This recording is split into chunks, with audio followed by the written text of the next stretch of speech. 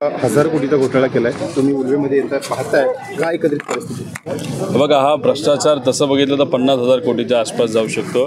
सुरुवात त्यांनी 5,000 कोटीपासून केलेली आहे। ते जेव्हा सिडकोचे चेअरमन बनले होते तेव्हा 2 दिवसामध्ये 42 ते 48 टेबल पास करून जी इथं 5,000 कोटीची फाईल बिवलकर परिवाराची होती त्यांनी तिथं पास केली।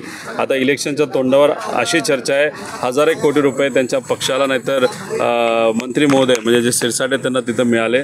त्याच्यात खूप मोठा भ्रष्टाचार झाला। म्हणजे इथले जे स्थानिक भूमिपुत्र आहेत ते अनेक वर्षांपासून जमिनीसाठी संघर्ष करत आहेत, त्यांना जमिनी मिळत नाहीत। मात्र एखादा मोठा व्यक्ती पैसे घेऊन येतो काय आणि त्याला जमीन सहजपणे मिळते काय, त्यामुळे हे सगळ्या गोष्टी चुकी आहेत। त्यामुळे भ्रष्टाचाराच्या विरोधात आम्ही आहोत।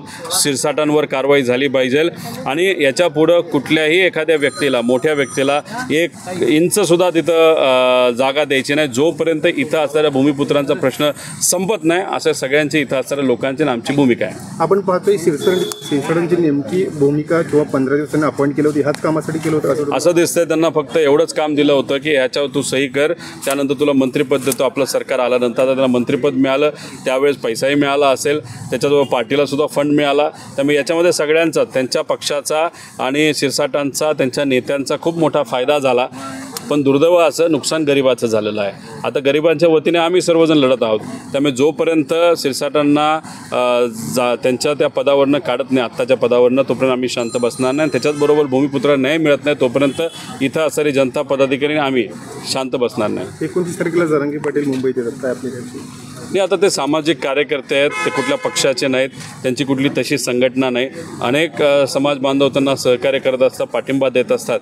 त्यामुळे मी त्यांच्याशी काय बोलणार नाही तर त्यांच्याबद्दल काय बोलणार। सरकारला जर काय बोलायचं असेल तर सरकार नक्कीच त्यांच्याशी डायरेक्ट संपर्क साधून जो कुठला तोडगा आहे, जो न्याय द्यायचा आहे समाजाला असेल त्यांच्या मागण्यांना, तो नक्कीच सरकार म्हणून ते देऊ शकतात। आता 1-2 तास झाला आपण नवी मुंबईत आहात, आपण फिरत्या रस्त्याची परिस्थिती बघून तुम्हाला काय वाटतं? फार वाईट आहे। मग खरं तर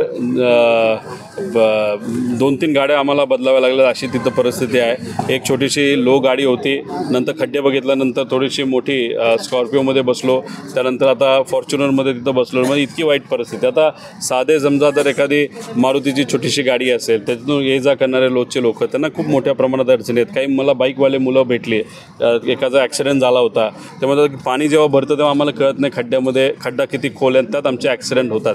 आणि ही परिस्थिती फक्त एका भागाची नाही, नवी मुंबईमध्ये सर्व ठिकाणी जिथं कुठं आम्ही गेलो तिथं हीच परिस्थिती, अतिशय वाईट हालाकीची परिस्थिती रस्त्याची झालेली, कचऱ्याची झालेली आहे। मुंबईची जशी परिस्थिती तशीच नवी मुंबईची आहे असं आपल्याला म्हणावं लागेल। म्हणजे सिडकोमध्ये तर भ्रष्टाचार आहेच, पण सिडको सोडून महानगरपालिकेमध्ये सुद्धा मोठ्या प्रमाणात भ्रष्टाचार या विषयाच्या बाबतीत आहे असं आता इथं आल्यानंतर जाणवतं।